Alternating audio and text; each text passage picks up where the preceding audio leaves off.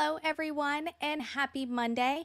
I am Julie Riley, the social media manager at Streamyard, and I am excited to bring you another episode of Live Stream Impact, where we really want to help you level up your streams and learn new ways that you can expand your business, your personal brand, or your marketing efforts. So, first, I want to make sure and say that if you are watching this in the Facebook group, the StreamYard community, that you have clicked the link in the comments to give StreamYard permission to see your name. Otherwise, we're just going to see Facebook user, and I won't know who you are when I go to read your comments or talk to you. Then I want to tell me where you are tuning in from. Tell me where you're watching from. I love that we have such a huge global audience and we get to see people from all over the world. So let me know that. At the end, we will be doing a giveaway, so stay tuned for that. And I have something fun to use for our giveaway this time. And then if you are watching the replay, put the hashtag replay in the comments so we can make sure that we come back and say hello to you, since I'm not saying hello to you in person right now. We have so much going on right now with StreamYard. It's amazing. And with that, I want to talk a little bit about a few of those before we bring our guest up. The first thing we have going on in the StreamYard community is we are doing Veda, video every day in April. If you are participating in Veda, tell me in the comments. I would love to know, but the whole purpose behind Veda is exactly that, to create a video every day, whether it's live or pre-recorded content. It's going to get you consistent in creating your content, help you build your audience, and really create your message and your strategy and your goals. Now, after the 30 days is up of the month, we'd love to see if you can continue doing it. But if not, it at least gets you that solid foundation then to create your own schedule and really go with it. In the Facebook community, we have a post in there every single day where you can drop your links to your videos. By doing that, every time you post your links to your videos, you get entered into our weekly giveaways, and you get entered into our grand prize drawing at the end of the month. So you get two opportunities there. You get weekly opportunities, and then you get your grand prize. So make sure that you're participating. It's not too late to get started with that.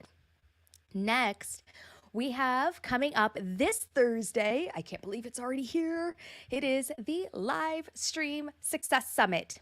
That is StreamYard's first ever summit taking place. And it is happening at 9 a.m. Pacific time. If you are not Pacific time, put that into a time zone converter because there's lots of time zones out there. And we are going to have an amazing lineup of speakers for that. And this is where you go to register. You'll register at streamyard.com/SY Summit. Tickets are free. If you've already registered, let me know. If you are hoping to register, let me know. But go do it. We have Seth Godin as our opening keynote, Amy Landino. We're going to have a DJ bring in some fun music, networking opportunities, lots of great breakout sessions. You're not going to want to miss this. And we are not going to be posting these videos on social media later. So you do have to be registered in order to see the content. So make sure that you are registering. With that, I'm going to introduce our guest, Gavin Bell. Hello, how are you? I am great. How are you? Gavin, you are a multi-award winning entrepreneur, a speaker, a podcast host, a director for Yatter, a Facebook advertising agency. You have a Yatter, a Facebook advertising agency, if I could read my own commas, that helps brands across the world to scale. Your work has been featured on the likes of Virgin.com, Huffington Post, Entrepreneur, On Fire, Kissmetrics, and Social Media Examiner. Holy smokes, that's a lot going on there. Yeah, and we can add StreamYard to that list now. Yes, you can, which is awesome. So tell us really a little bit more about you and your background with Facebook advertising. Yeah, so I've been in the world now for quite a long time. I initially launched my agency 6, 7, maybe even 8 years ago now, and we initially started as a social media management agency, but kind of quickly turned into Facebook ads after a few clients had asked us to run some ads for them, and then over the last few years we've grown a lot and worked with some amazing brands all over the world managing their Facebook ad spends, and um, through that I've done coaching, training, courses, accelerators, and most recently focusing on our agency and actually doing the ads for brands. So it's been a fun journey. We now manage around $3 million in Facebook advertising spend for clients each year, and that continues to grow every month, which is awesome. I'm just excited to be here and to help everybody that's watching. I see some friends and some people from the UK, which is really cool in the comments. Excited to chat and hopefully provide some value to everybody that's watching. Awesome. I know we've got so many familiar faces and new faces. So thank you, Yolanda, for joining in for the first time. And we've got Stefan and Tim, just lots of fun people. I love everybody that joins in and is part of this. So let's talk about Facebook ads. Who should be running ads? It's a big question, the big question. And one of the biggest questions I get asked is kind of a similar one, which is, should I be running Facebook ads? And the answer to that question, annoyingly, is, well, it depends. Yes. Really, it's a case of looking at what Facebook ads really are, which is a way to reach a way to spend money in order to reach people faster or to reach more people, and in Facebook's case, to be able to reach a targeted group of people. Mm-hmm. So if you can answer this question with a yes, which is, are you looking to reach a targeted audience of people, then Facebook ads can work for you. The question then becomes, you look at resources and capacity. Do you have a budget to spend money on Facebook ads? Yes or no. If you don't have the budget, then focus on other activities. But if you're looking to expand your audience and you have budget, it can be a small budget as well, and you've got money to spend, then Facebook ads can definitely work for you. So I know I didn't bring this one up beforehand, but what are your thoughts on the old saying that Facebook is a pay-to-play platform? So I've kind of got it's a funny one, because I used to create a lot of so my journey as a content creator, aside from the advertising side of things, is I used to create a weekly vlog, which I called The Journey, which was a weekly video that I posted where I shared my story as an entrepreneur. So things that were happening in the business, things that I was trying, things that were working, things that weren't working, and I consistently got this would have been maybe 5 years ago. I consistently got 3,000 views a week on Facebook, something along those lines. And this is without any paid advertising. And then, but I found that I struggled to get any more than that. I then started to create outdoor Scottish-based content. So rather than sharing my week as a business owner, I was basically sharing my weekend as going hiking or going swimming in the sea and, adventure-y type stuff. And as soon as I did that, I was able to, my views went 10, 20, 30,000 views a week without any paid advertising, which kind of changed my focus, because before I started doing that, I would have said, yes, it's a pay-to-play platform. But when I changed the content and I was getting that organically, I started to change my mind to think, well, actually, maybe it's the type of content that you're creating as much as it being a pay-to-play. So my kind of thoughts on that now is it a pay-to-play platform? Well, the organic reach on Facebook isn't much. So, paying certainly does help, but you can be resourceful and get the views that you need or grow your viewership without spending money on ads. It comes down to, like everything in life, it's you've either got time or you've got money. And if you don't have the budget to spend on Facebook ads, then you're going to have to hustle and spend time to try and get those views. If you've got the money, you can get those views without spending the time. Right. And so it's kind of creating that balance and figuring out who your messaging is, who your audience is, kind of all those marketing 101, check boxes right there. Yeah, I mean, I think, as business owners, as marketers, we're good at doing the branding and marketing 101 stuff. So, creating an avatar, getting our messaging dialed into that singular person or group of people. As content creators, I don't think we're so good at that. Because we create the content because we love the content and we're passionate about what we're teaching. But actually, if we took some of those lessons from the marketing world and applied them to, our passion in creating content, then actually we'd do very well. Because that's one of the things that I did do when I did the Scottish-based content. Is I was like, okay, well, I started to get really geeky into what was working and what wasn't working. I'm sorry, I may be going on a bit of a tangent here. No, go for it. Okay, I so can geek out on this anytime. So our audience is along for the ride right now. awesome. So, I mean, I literally did things like I looked at every single video that was in my niche, or every video I came across that was in my niche, i.e., Scottish-based content, and looked at and literally wrote down second per second the viral ones. What were they doing? What were they saying? Mm-hmm. So, for example, for the first 10 seconds, they had a face to camera shot, and they were talking about X. Then they cut to a B-roll segment for 30 seconds. Then they did this, and they did this, and I wrote it down. And one of the things that I found really interesting doing all this research was I found that the people that spoke about themselves didn't perform very well, but the people that spoke about something that people have an interest in did really well. So to give a bit of an example of this is when I was telling my journey, my story, that's all well and good because for friends and family, because friends and family are interested in what Gavin is doing during his week. But strangers aren't. Because if you don't know who I am, why would you care about my day? Yes. And more so, if you want to go viral and get people to share your content, why would someone that doesn't know who I am share my day? They wouldn't. Yep. But as soon as I started creating content about the amazing scenery in this place, or the mountain in this place, or Edinburgh Castle, then people that were interested in that thing started to share it.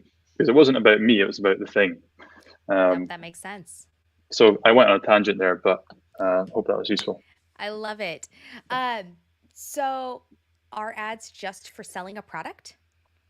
No, definitely not. So kind of go back to what we said there. I think most people think about advertising as you spend money to make money back. Mm-hmm. But oftentimes as a creator, maybe when you're not selling a product, you're selling. Your goal is views and is engagement and audience growth.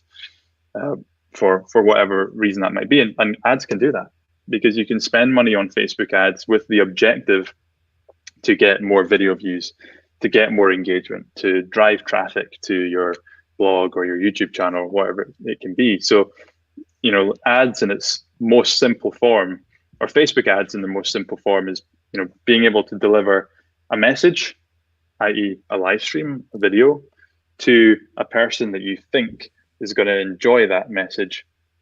And that's that. And whether you're trying to do that to sell somebody something, or whether you're trying to do that to get somebody to consume that content, to subscribe to a channel, or to become a Patreon, or just because you want to build your audience, that's entirely up to you. No, I love that. So we have a question from our audience that does using ads affect you getting monetization on YouTube? I mean, from a YouTube ad perspective or a Google ad perspective, I'm not sure. But from a Facebook ad perspective, then no. But something I have done is ran Facebook ads. For example, people that have viewed my videos on Facebook, ran an ad to those people, driving them to my YouTube channel to subscribe to the YouTube channel. That makes sense. Like that. So this is kind of an interesting one and one you could touch on, because I think there's a lesson that you could probably teach on this is, so this person said, ads don't work because no one clicks on ads, at least in my opinion. I've spent a couple $100s and you get views at most. No one subscribes and most ignore it. Now, this is sounding more like it's a YouTube ad, not necessarily a Facebook ad, but what would you say to somebody who is kind of saying that they're not working? Yeah, I mean, point blank, ads do work. So the mechanism of ads work because it is literally just putting a message in front of somebody. And so if your ads aren't working, then part of the equation is wrong. Either you're targeting the wrong people, or the message that you're putting in front of the people isn't compelling enough. Okay. Simple as that. Yeah. So you need to get right person with the right message, and arguably at the right time as well. And so if you're in that comment, you spend a couple $100, you get views, but nobody subscribes. Well, maybe you need to ask yourself: are you targeting people that should be subscribing to this? And if you are, but they're not subscribing, then just simply asking yourself the question, why? Why are they not subscribing? And trying to then iterate your ads based on that, because advertising as well. And I'm talking from an experience in Facebook ads, but this applies to all advertising, like except for maybe traditional like newspaper, etc. Is an iterative process. So very rarely are you going to be able to put an ad up, spend some money, get results straight away. Right. Even the best advertisers in the world, we run an advertising agency. We don't claim that we can do that, because the process of advertising is an iterative one. You create a hypothesis, which is, I think that this audience will be interested in this message. You put it live, you spend some money, and you see what the data tells you. So for example, a common thing will be exactly like you mentioned. You're getting views, you're getting clicks, but nobody's taking the action you want them to take. Commonly in my world, because most of it is kind of sales based, is people will click on the ad, but they're not buying. So then we go, okay, why?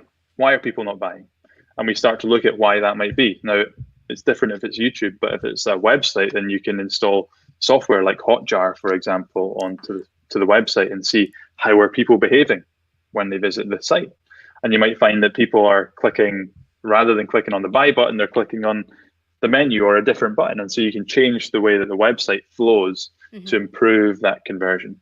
So it's not a case of ads don't work. It's a case of that initial test that you tried maybe didn't work. And so you need to go back to the drawing board and try something else. No, that makes total sense. So how would you begin to build your audience? If you're looking to grow an audience and not sell a product, we're going to take this from a live streaming impact or perspective, that you're a live streamer and you're wanting to grow your audience. How would you use ads to go about that? So Facebook's got some amazing features inside it, which are called, well, let's rewind a little bit. So Facebook's got, not Facebook, in advertising. You're opening a can of worms here, Julia. I could talk for days. So in online advertising, there's a thing called retargeting, which is basically, if somebody views a piece of content, you can then retarget them with an ad, a follow-up ad, because they've consumed that piece of content. So the easiest example to think of is if you've been online, you've maybe looked at a pair of shoes, you then go back to Facebook and you see an ad for that exact same pair of shoes. That's retargeting. Now, the reason I bring that up is because we can do that ourselves with our content. So if somebody comes and consumes our content, i.e. watches our live stream, we can then serve them an ad based on that. And the reason I bring that up is because what we can start to do with Facebook is we can start to very easily with ads use Facebook ads to create a community of people that are consuming our content consistently, which I think is what everybody wants. Everybody wants more views, more people coming to the live streams, more people engaging with the live streams. But we also want people to engage more and to turn up more and to, come and watch more of our stuff. And so, in its most simplest form, we can use ads to drive people to the content that we create. That's, very, very simple. We, create an ad campaign. We use the content that we've created as the ad, and we drive people to it.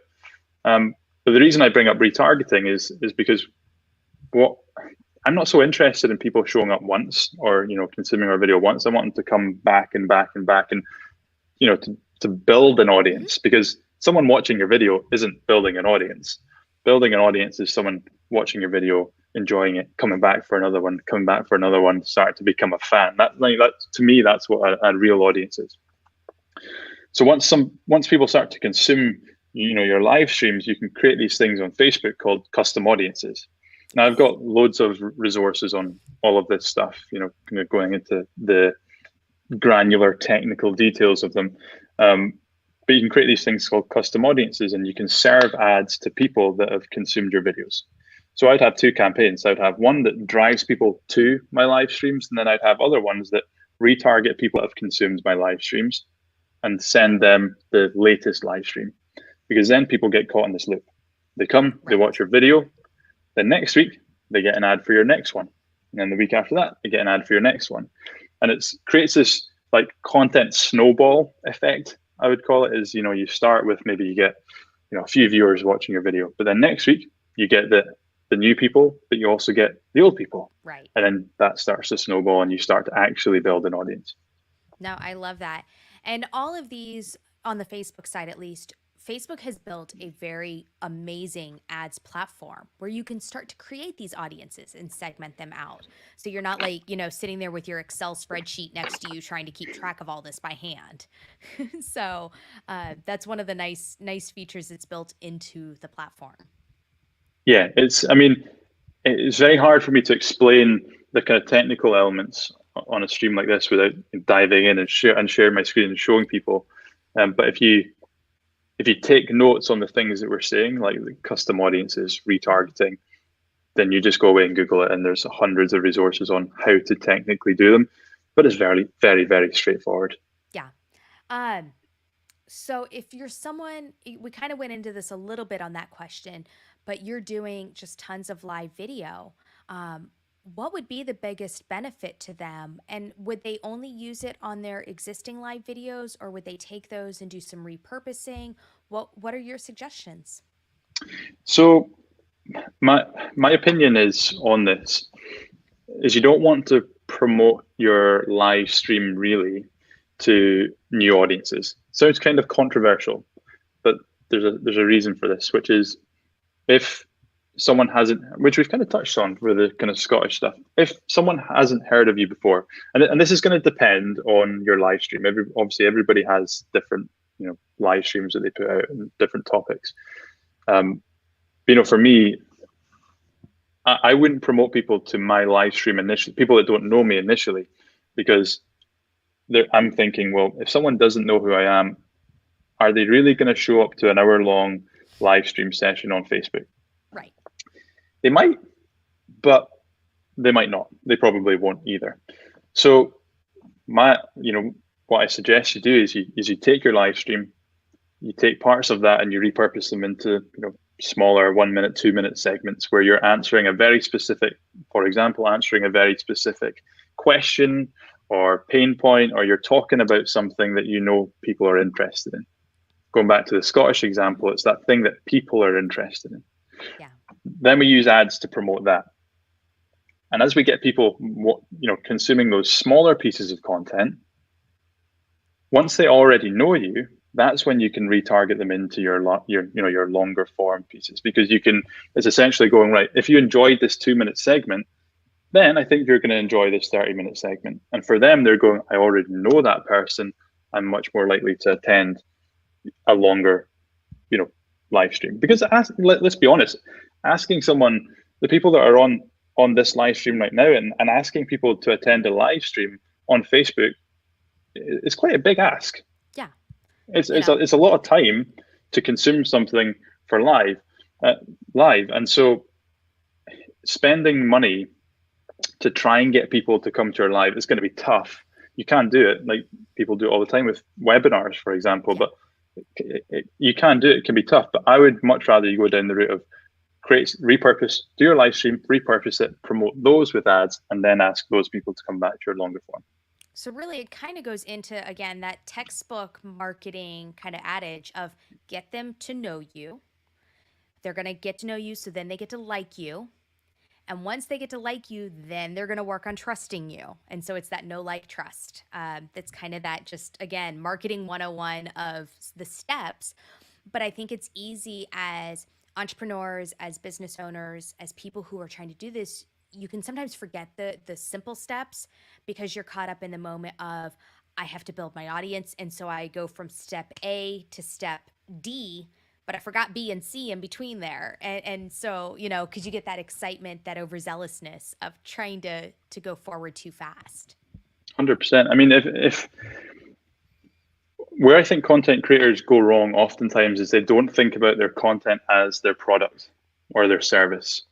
And when we're spending money on ads for somebody like an e-commerce store, for example, we're asking somebody to buy a product. It's very transactional. Mm-hmm.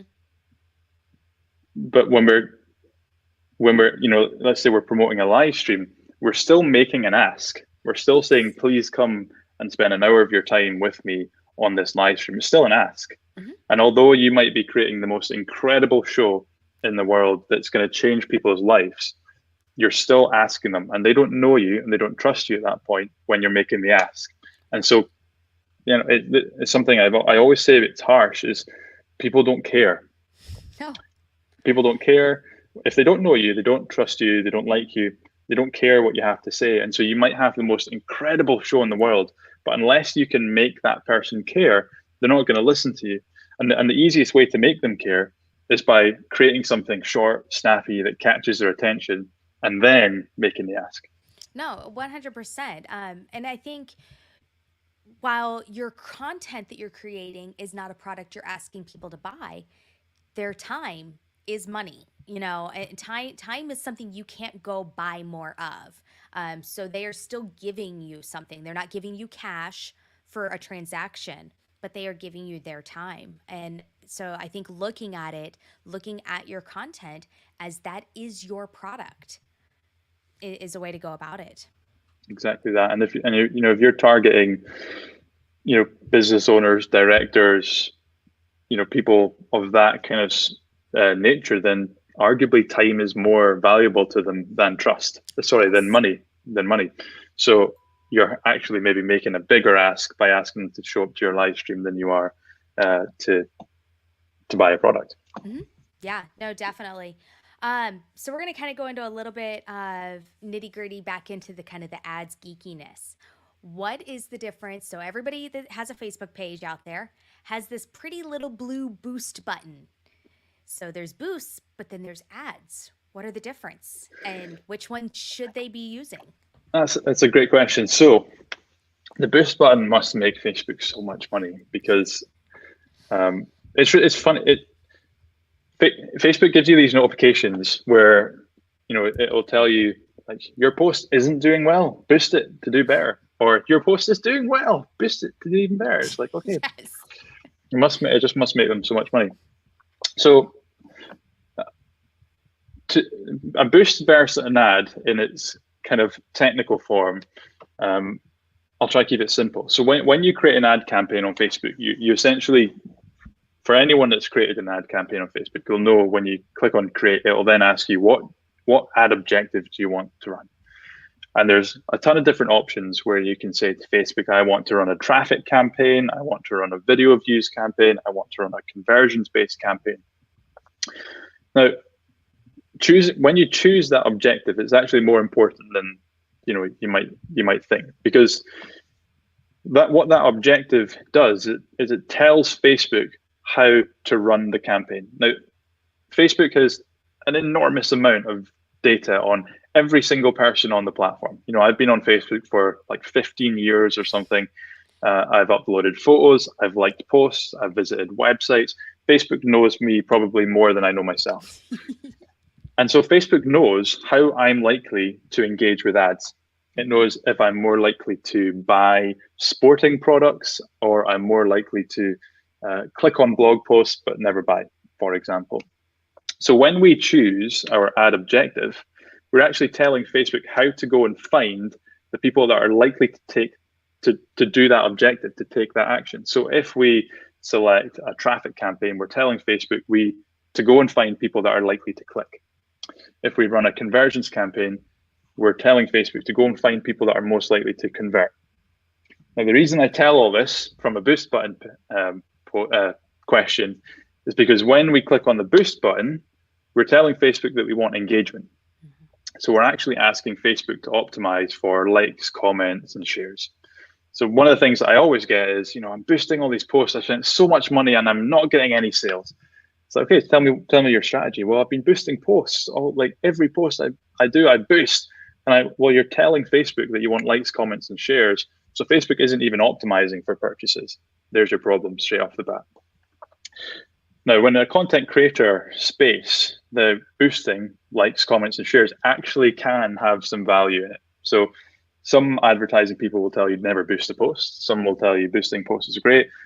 I'm kind of in the middle. I'll say boosting a post can work if you understand that bit that I just said. Yeah. Which is, if you're looking for likes, comments, and shares, boosting can work. However, it comes down to that thing again, which is, are you able, knowing your audience and knowing the goal of the content. So if you're trying to get somebody to buy something, never boost the post. No point. Go create a campaign, conversion campaign. If you're looking to just get more likes, comments, and shares, boosting a post, fantastic. Go ahead and do it. For the majority of the people that are watching this, I would actually argue to never really just click the boost button post. Is instead go into Facebook ads manager, click on create a campaign, and you can actually technically boost a post from within there by clicking on the engagement objective. But I would either select video views to try and get more people to consume your videos, or traffic if you're wanting to drive people to YouTube, for example. Or the engagement one if you are trying to just generate a bit of engagement on your posts. So it comes down to, three things. Goals. What are your goals initially? Content. What is the piece of content that you're creating? I.e., is it a sales-based piece of content, or is it just a live stream that you're trying to get people to consume? And then targeting. Who is it that you're actually trying to target with it? Yeah. I made sure many years ago when they really kind of came out and started pushing this big boost button thing to take all of my ads and do them, even if I was boosting one, through the ads platform, only so I was always in the habit of going through that way. So then I didn't get in a hurry one day, hit that boost, and then realize afterwards I didn't want engagement. I wanted traffic or something else. And so I just made sure that I was no longer using that button, so I wasn't in the habit. So then I was going through the steps and going, okay, think this through. What is the purpose of this? Do I want engagement? And if I do, that's okay, but I've gone through the steps to make sure that's what I want. Yeah, and I think that's a really smart thing to do, because you can just get in the habit of just boosting stuff for the sake of boosting it. Right. And then at the end of the month, you've got your bill for $300, and you're like, well, where did that go? Yeah. There's no strategy behind it. But if you go through the process like you do, create the campaign, create the engagement campaign, at least you're knowing okay, I've created a campaign for this video. I'm now able to, you can still track the numbers when you boost, but by creating the campaign, it's almost like there's a campaign there. So now the campaign is created, let's track the campaign. Let's see what we're doing properly. And, it's almost from a mindset perspective, it's a better move.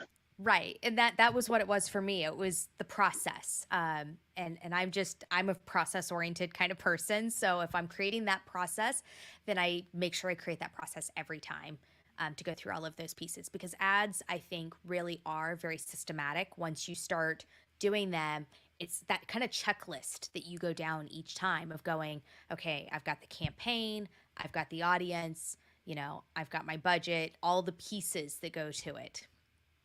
Exactly that.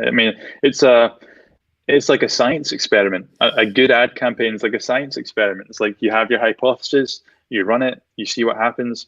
And I'll kind of touch on this because I think it's important to add is, with the boost button, Facebook will tell you to, boost your bad posts to get more reach, and they'll tell you to boost your good posts to get more reach. When it comes to your content, you need to treat it like a science experiment as well. So we're consistently we're creating content, and if we get into the habit of consistently creating a campaign, like you said, to promote that piece of content, to boost that content, we don't actually want to promote the content that doesn't perform well. So something that creators will do, and I know this because I did it myself, is we will boost the posts or spend money on the posts that don't perform well, because we need that ego hit to get the views up to what we're used to. So we don't, oh my God, I've got no likes on this post, I'm going to boost it to try and get some likes. That's not what we want to do. We actually want to only spend the money on the posts that are doing well, because we're essentially then adding fuel to the fire, amplifying what's already working. And when it comes to your content, that means, that can sometimes mean, that really big production value video that you thought was just going to be the best, and you created and you spent so much time and effort into it, performs really badly, and so you spend no money on it, versus the, walking down the street, your phone in your hand, you go live and it goes viral. That's the one that you spend the money on. So it's from an advertising perspective, you really have to be unemotional about your content and the money that you're spending. And you have to be really systematic and scientific and go, I'm only going to spend the money on the ones that actually work, and I'm going to do it properly, and I'm going to track the campaigns. Okay, so I did not prepare you for this question, and you may or may not have an answer to it because it's something that is kind of an unknown territory yet. So previously, when I was looking at my content on what to post, I went to my Facebook analytics. But Facebook analytics are going away at the end of the month.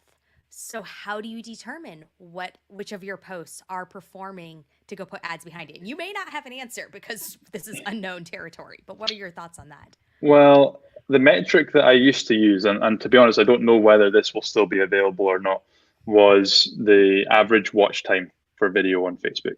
So yeah, so I guess first it's important to caveat that we're talking about video here. So we used to get a metric, average watch time for a video on Facebook, and the average watch time, I believe last time I saw the data on it was 6 seconds. So people watch videos for an average of 6 seconds. So what I would be looking at is, right, the videos that are performing more, like, the average watch time is above 6 seconds. That's a good one to go ahead and promote because people are spending more time consuming it. If we don't have that anymore, then, and this like hurts me to say because this is like not how I like to operate in an ads world, is I would be just looking at the content and from a feel perspective going, okay, we got more engagement on this one, like more comments are coming in, a few people shared it this time, or versus like, okay, no likes, no comments on that one, so we're just gonna ignore that video. And what can happen with this is it might mean that you're promoting a video from a year ago and you're still promoting it to this day because it's performing way better, and the video that you produced yesterday like didn't go down well, but that's fine because all we care about is getting people consuming our content. It doesn't care if we don't mind if they're consuming the latest piece of content or a piece of content a year ago, is all we're focused on is getting the biggest bang for your buck. And if that means promoting something from a year ago, then that's what we're going to do. No, that makes sense. So Brigetti asked, watch time and comments or only watch time? So the metric that I was looking at before was only watch time. Well, I say that I feel like as a content creator, if something's done well. Like you just know, if you're producing something every week, whether it's gone down better or it's gone down worse than what you're used to. And so if it's gone down better, then promote it. If it's gone down worse, then don't. But if we want to get technical, then I'd be looking at like the average watch time of the seconds and taking a look at that. No. So what are your thoughts on this analytics change? You know what? I don't know enough about it to really give a thoughtful answer, but I think it's I think it's a shame because I think as a content creator, we rely on the metrics. We rely on being able to see what's working and what's not working. And for me, especially in my days of creating the Scottish content, when I was getting really, really geeky about going in and look at the seconds that people were doing stuff like that, the not having the ability to be as granular like that is feels like a step backwards instead of a step forward. Yeah. So I love this. JS said, sometimes simply changing the title of a video can increase your views and likes tremendously as well. Yeah, and it's those little tweaks, your thumbnail image, going and changing that up, things like that can really start to shift that. So Brigetti asks, when do you suggest to boost or to run an ad? The same day, the next day? What is your time frame of letting it kind of rest before you start to put money behind it? Yeah, I mean, I don't really have a set rule on this, but I would always give a post probably at least a day before I look to spend any money on it. And my reason for that is purely a case of Well, a couple of reasons. Firstly, to see how it performs first, because if it doesn't perform well, then I'm not going to spend money on it, because it's there's no point. If it does perform well, then heck yeah, we can start spending money on it.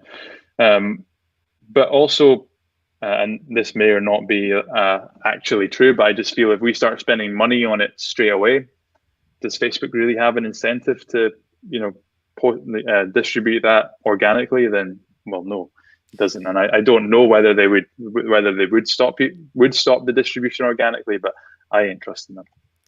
Yeah. So Brian said, when you look at the average watch time compared to the total length of your video, though, it's ridiculous. Brutal. Yeah, it's harsh. It's sometimes it can be just those moments you're going, really? Yeah. Really? And It was an hour video and you watched 6 seconds. Yeah, but that illustrates the need for things like being able, a big eye-catching, engaging opening, also having captions on your videos, because majority of people do not watch them without captions. Mm-hmm. Most people are, well, I was going to say on a bus and on trains and stuff, maybe not so much these days, but majority, previously on, I think, I can't remember the figures, but it's something like 85% of people watch videos on Facebook without sound. Mm-hmm. And so if you're not producing, and this is, less so live stream, because if people are watching it, they're watching it, live. But more so when you come to the repurposing of your live streams, yes, is you need to be creating the content as if people are watching it without sound. So it needs to have captions. No, that makes total sense. So if someone were to start to jump into kind of going with some ads for building their audience, where do they start? Great question. So I think the first thing that you need to do, which is nothing to do with ads, is to take, your show, your live stream, and to start repurposing it. That's the first thing, and start getting into the habit of doing that consistently. And I would just say, don't even think about spending money on ads until you're able to do that.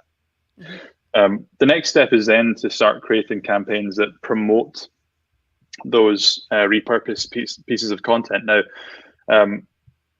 I've got a strategy which is unnamed currently. I'm kind of currently working on a name for that right now. But I like the fact, I actually took a post-it note here because I quite like the name, the snowball, which just came randomly here. So we'll maybe call it the snowball method for now, which is once you start to create these repurposed videos, is to create a campaign, and this can be one campaign specifically for content. So you can create it in Facebook, either use the video views objective or the engagement objective, and you can just call it content campaign. Then you go through the normal process of creating a Facebook ad campaign where you choose the targeting and you're putting in who you want to be, your perfect listener, your perfect viewer. And then when you come to the ad section, what to do is you create a new ad and you put in your repurposed piece of content. And then every single time you upload a new repurposed piece of content, you go into that same campaign, duplicate the ad, and then change that new duplication ad to that new video. So for example, let's say I post a 2-minute video today. I go into Facebook, I create an ad campaign, I target my perfect listener, and I choose the video that I posted today. And so I've got one campaign, I've got my audience, and I've got one ad. And then let's say I post the video tomorrow. I go into that campaign, I duplicate that ad, I then create the new ad with tomorrow's video. So I have the one campaign with the 2 ads running. And every single time you post a new video, you go into the campaign and you add in your new video. And what you'll start to see is that Facebook will start to allocate the budget to the best performing video. And that's when we start to get into like the scientific iteration process of running ads, which is start turning off the ads to the content that's not performing well and leave the ads running to the content that is performing well. And with that kind of one campaign, you'll start to see very clearly that some videos perform well, some videos don't perform well. So that's the kind of in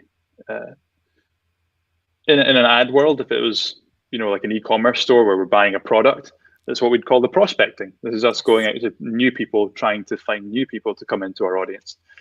And then the second campaign that we would create would be our retargeting campaign, which is like I discussed before, which is everybody that's consumed our content in that initial video, we retarget them and we send them the latest video. So it's kind of, you set the campaign up in the exact same way, but your targeting would be anybody that's watched our previous videos. And that way, what's going to happen is you're going to be reaching new people every single week.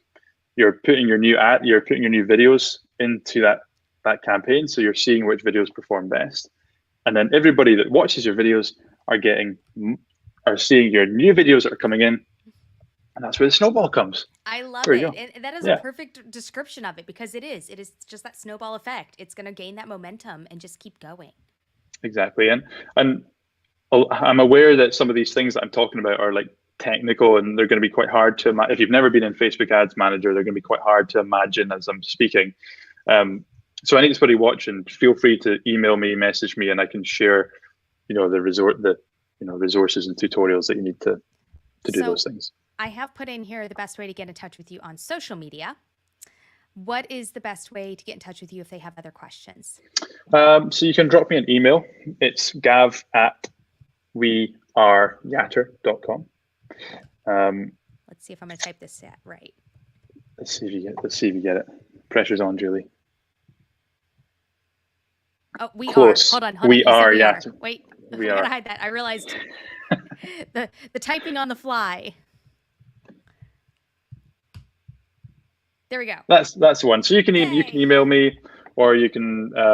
I'm really active on Twitter right now, so you can find me on Twitter, and I'll send you anything that you need. But yeah, those are the two best places to find me. Perfect. Okay, so I think we should jump in and do a giveaway.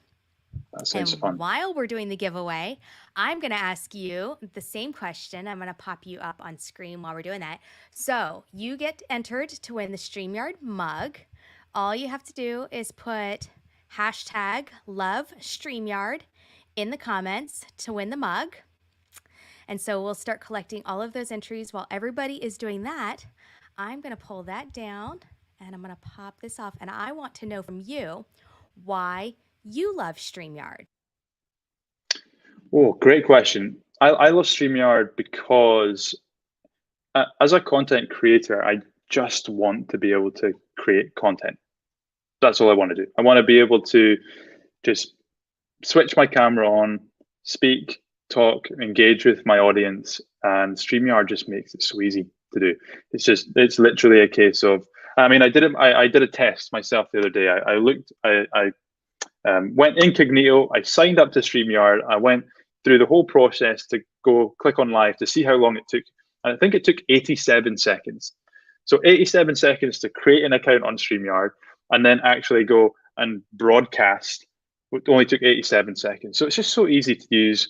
Allows me to speak to my audience, allows me to have this like one-on-one interaction with people despite speaking to lots of different people on lots of different platforms. It's just awesome. It does what you want it to do. And out of all the live streaming pieces of software that I've used in the past, none of them made it as easy as StreamYard. So for hosting my podcast, hosting live streams, it just does everything I need it to do.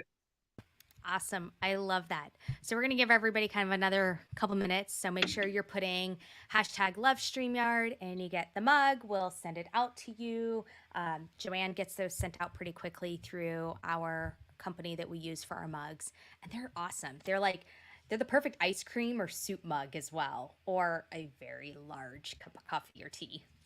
So yeah. With that, while we're waiting for everybody to finish that up, we'll give them another few minutes. I want to remind everybody there is beta happening in the StreamYard community. So that is the video every day in April. I know I touched on that at the very beginning of the stream. It's going to get you in the habit of creating that content that then you can use that content to start to build your audience, to start to build your retargeting, to start to retarget that content or repurpose that content. So you're taking the clips of it, and then now you can begin to build out your ad strategy off of that. And this is a perfect opportunity to where, Gavin said, if you're not repurposing your content, that's like step one of building out your ad strategy with video, is to be pulling those clips out, because you're not going to be promoting an hour long stream. You're going to pull the clip of it so they get to know you.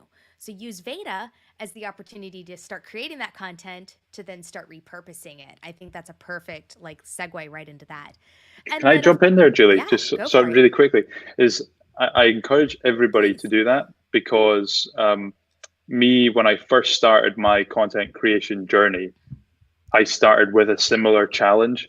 I was like, I was always that person that like I knew I needed to create video, but I was too scared of what people were going to say and what people were going to think, and so I just didn't do it.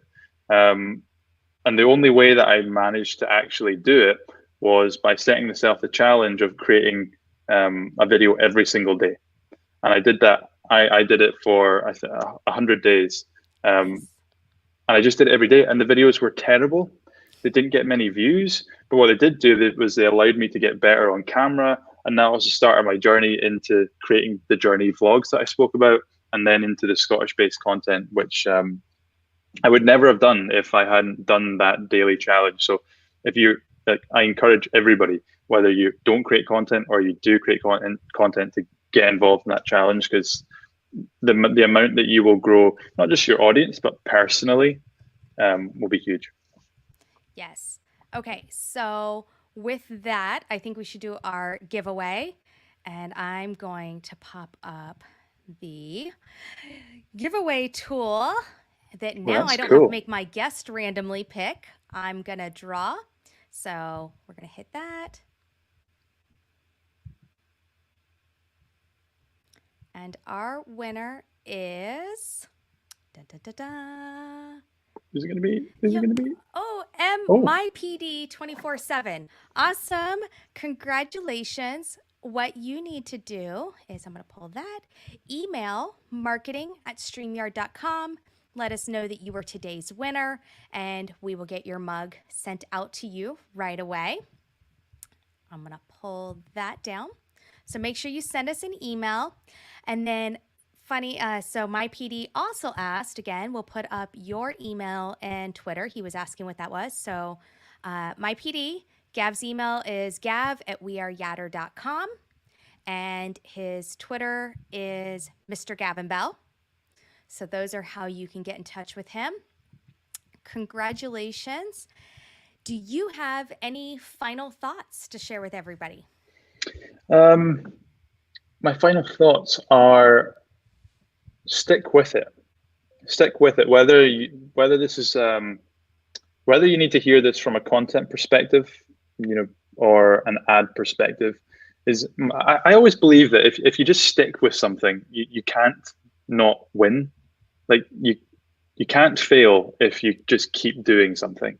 So if you're in the mindset of iteration, Mm-hmm. like every time you publish a piece of content, you learn something. And I think what's quite interesting is kind of having taking the mindset of an advertiser and taking the mindset of a content creator and like combining them. So for me, and as an ads guy, is like my mindset is always of iteration and testing and trying new things to try and improve conversion rate, lower cost Right. per conversion. And I think taking that approach to your content as well as your ads is really important. So, publish your content, try different things, see what happens. If it doesn't work, it doesn't matter. Don't get emotional about it. Just see it as a kind of, you've learned something. Mm-hmm. And then when you come into creating your ads, don't don't worry initially about creating a big complex advertising funnel. It's just first start with the simple steps of just trying to create an ad campaign like we spoke about earlier, and iterate over time. And over time, you'll start to build a really good understanding of how the platform works. And you'll start to then see how your content can work in ads and your ads can work in your content, and just stick with it. That would be my words of wisdom. I love that. I have one final question that I did not think to ask earlier, but kind of came to me as we were going. Does somebody have to have, thousands of dollars to spend on their ads budget, or can they get started like with a small startup budget. Yeah, I mean, you can start with ads from $1 a day. Yeah. So the minimum budget that you can spend is $1 a day, and the difference between spending $1 a day and $10,000 a day is that if you're spending 10,000, you're going to reach more people. Right. But if you're starting at, if you literally have a budget of $1 a day, you're going to reach new people, and maybe you only need to reach tens or hundreds of new people every week for you to achieve your goals. So no, you can start with a very small budget and work your way up as you start to grow. I love that. So keep that in mind. You don't have to be this professional business. You don't have to be, a huge name brand. You can get started as just you, as your personal brand or whatever you're building, your content. Yeah, and let's just add just a very quick kind of like hack to end this is, sometimes the people you want to reach with your content might not be a large mass audience. In some cases, it might be like media outlets, for example. And what you can do is, in Facebook advertising, you can target geolocations, and you can also target people that work at certain organizations. So if you want to, for example, let's say a piece of content that you create is viral, or it covers, something, very interesting that might be newsworthy, is you can either try and initially target people that work at a news, like a media publication, or if you know where the office is, geolocation, 1 kilometer radius of their office, and target people in that radius. And in that case, you don't need a big budget because you might only be trying to reach 10 different people. And so $1 might do the job for you. There you go. All right. Well, thank you so much for all of your insight. This was excellent. I hope that everybody got some things they can take away and really start to work on. So, step number 1 is create your content. Step number 2, repurpose your content. Then, you want to jump in with your step number 3, Gavin? Step number 3 is start to distribute that repurposed content out with your ads. And then step number 4 is trying to create that snowball effect by bringing the people that have consumed your content and get them back into consuming more of your content. Create that full circle. Awesome. Thank you so much. Thank you everyone for joining us. I will see you, of course, next week for Livestream Impact. But before next week, I will see you at the Livestream Success Summit, where I will be emceeing one of the stages that are happening. We've got lots of fun. Like I said before, the DJ is happening. We've got a photo booth that's going to be tons of fun. You're not going to want to miss that. Will we see you there? Post it in the comments. I know I'll see you there, Gavin. So I'll be there. Everybody have a wonderful Monday, and we'll see you later. Bye. See ya.